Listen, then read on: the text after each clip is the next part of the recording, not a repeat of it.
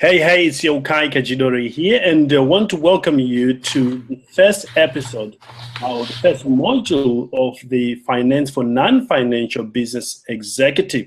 With me here is Daniel Fireman, a gentleman who's been out there in the field training business owners for over 25 years, in the area he specializes in. And we are privileged to have Daniel with us to share with you how you, as a non-financial business executive, can manage your finance. You need to know what it is required so that when you hand over these important aspects of your business to someone else, at least you have an idea.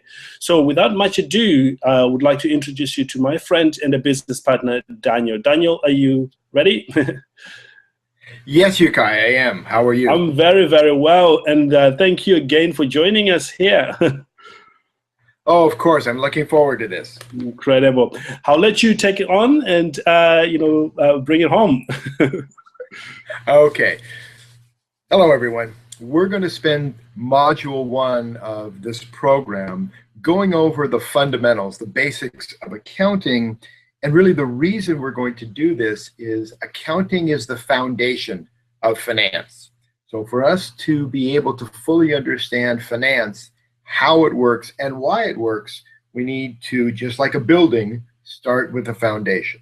So the foundation of finance is accounting, and surprisingly, the basic accounting system that we use, and we'll be going over financial statements as we go through here in various modules, but the basic architecture goes back to the 15th century.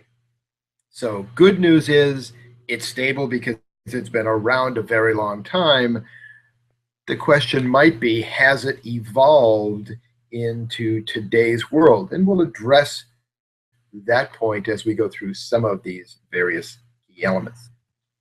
So the first question that comes up really is, what is accounting?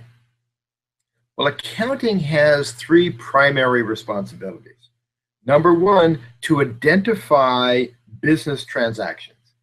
That means to look at what we do in our business outside of producing a product or a service, whether we're a for-profit, a not-for-profit, or a governmental entity.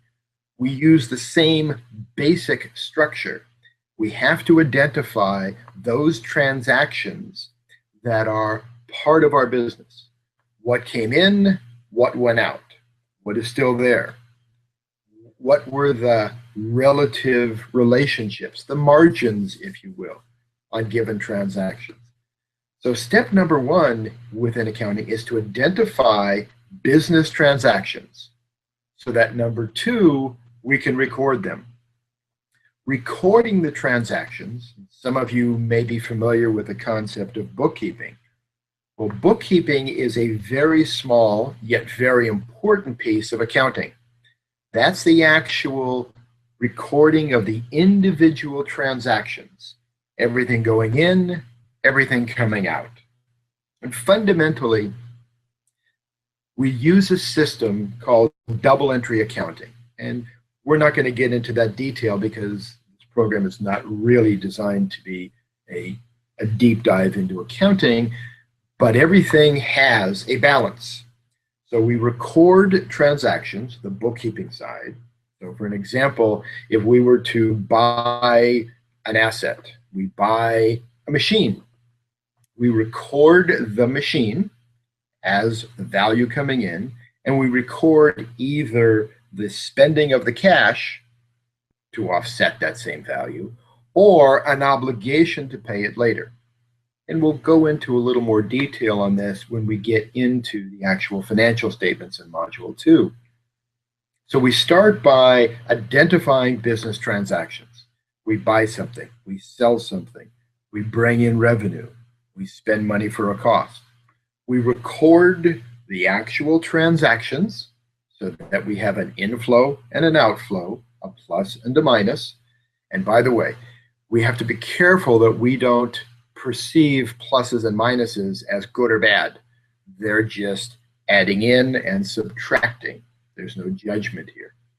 So if we identify transactions first, then we record them. The third important piece of the fundamental reason we use accounting is communication. Communication is how the accounting department tells either the rest of the organization internally or externally what has happened, what has transpired. The communication can be in the form of an internal report, a variance analysis, and I'll show you an example of this later on, a financial statement, a tax report. There's many different ways that the organization can communicate what has taken place.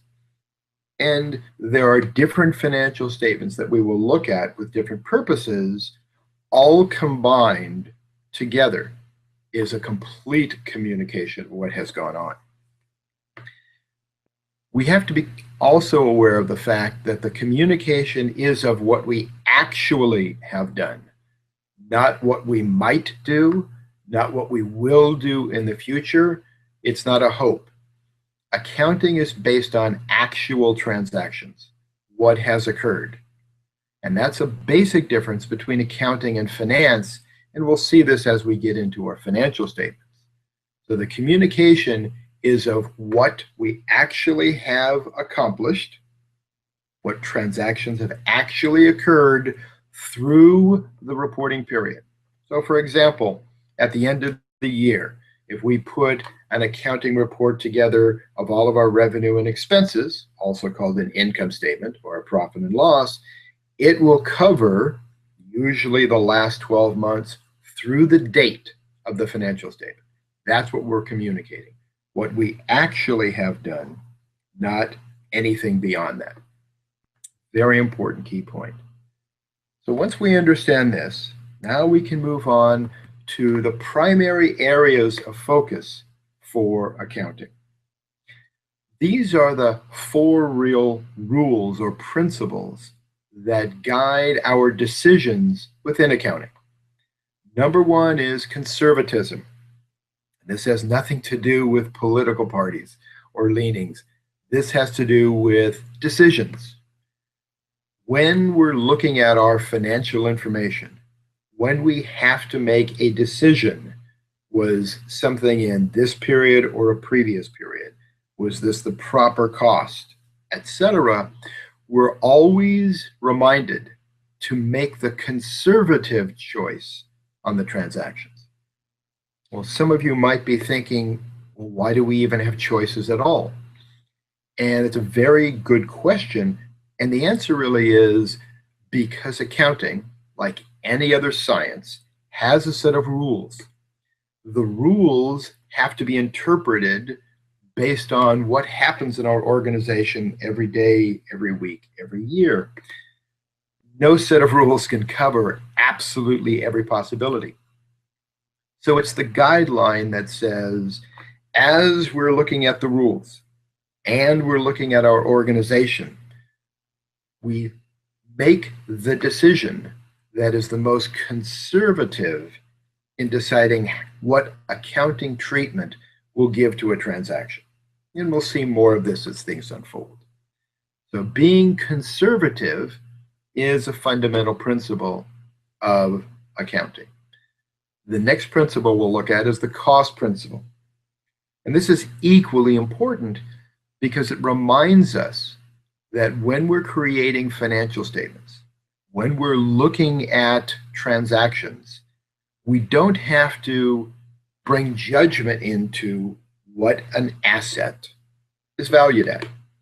And remember, an asset is something that we own and use in the business.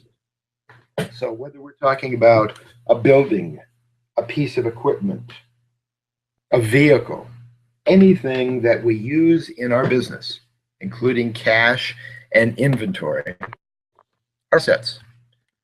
Well, there could be a question, well, what is that asset worth? The good news is accounting makes that decision very easy.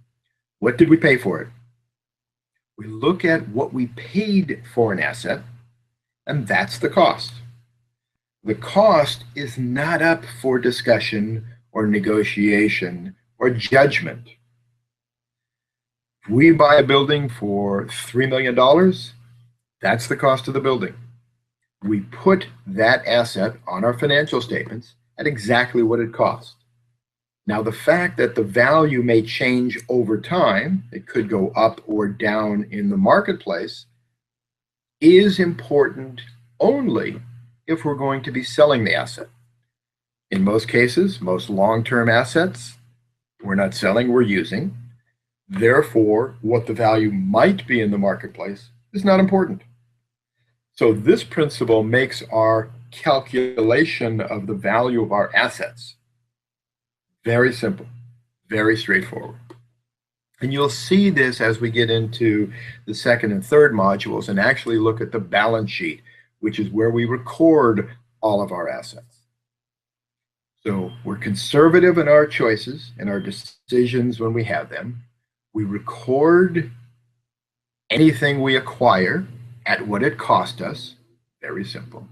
The third principle here is materiality. Materiality is a way to decide, with all of the different transactions that are occurring in our organization, with all of the numbers flying around, do we have to include absolutely everything down to the tiniest little element? The answer is, at the bookkeeping level, yes. But in our financial statements, when we're looking at what we have done, where we are, the principle of materiality says, is the number large enough to make a difference to the bottom line? If we do or do not include this transaction, this asset, will it change the appearance of the report to anyone, either inside or outside the organization, who's reading it? If the answer is yes, then that transaction, that acquisition must be recorded. But if the answer is no, then we don't have to get into that level of minutia. And a very quick example is early in my banking career, I was working with a particular client, and I was going through and analyzing their numbers, and their balance sheet, which was in the multi-millions of dollars, was off by $3. And I was trying to find it, and I spent about 30 minutes looking for it. And my training supervisor came over and explained the principle of materiality. $3 out of 3 million is so small, it doesn't change the relative values. So move on. So that's what I did. The fourth principle here is the matching principle. And this, again, with the other principles we have here, is another way to bound what we're doing, to make the approach to recording and viewing and analyzing numbers much easier. The matching principle says we match inflow to outflow. We match revenue to its relative expense. We match assets, things we own, to the liabilities, to the debts we incur to acquire them. It's a way to make sure that we're aligning properly. Remember I said we're fundamentally structured on a 500-year-old double entry accounting, ins and outs, pluses and minuses? Well, that's what the matching principle really is. It says, look at your assets and find the corresponding liabilities or debts. So how are we financing the things we're acquiring? When we look at revenue, what are the related expenses? So we're matching inflows and outflows, revenues and expenses. We're matching the assets we own to the liabilities to finance those. When we look at cash, we're looking at what cash is coming in each area and what cash is going out. And we'll dive a little deeper into each of these as we look at the specific financial statements that cover them. So if we understand what accounting is basically, identifying, recording, and communicating, and we follow these four principles of being conservative, looking at the actual cost, deciding if the value is material or not, and then then we can look at who uses these financial results.